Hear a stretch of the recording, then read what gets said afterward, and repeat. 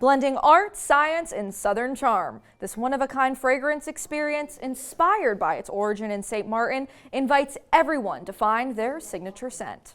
Founded in 2007 by John Berglund in Grand Cas, a seaside village in St. Martin, Tijon became a must-see destination when visiting the island. When best friends Ben, Meredith, and Ellen took a trip to St. Martin, they discovered Tijon. They fell in love with the experience, so much so they wanted to take it home with them to share with Charleston. After speaking with the owner, they found out he was interested in franchising, a coincidence they couldn't believe. Charleston was the first store that was franchised, with 9 other locations in the States.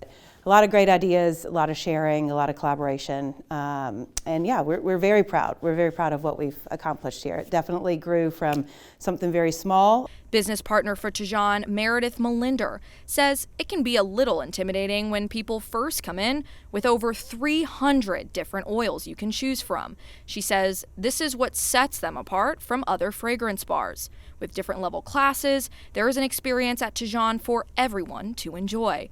But how does it really work? So these that you see on the table, this is our premix blend.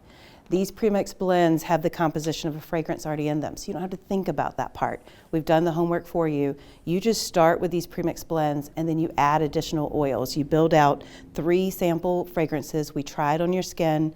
That fragrance may smell lovely in the beaker, but then when it gets on your skin, number 1 may have been your favorite, now number 3 is your favorite because it interacts with your chemistry and it's going to change and evolve. With so many oils to add into your pre-mixed base perfume, the possibilities are truly endless. Wow. We love the idea that you've walked away with something that's truly custom that no one else has, and scent ties to a memory. So that's the biggest part here, is you've created something that's going to create a memory for you to think about every time you put that on.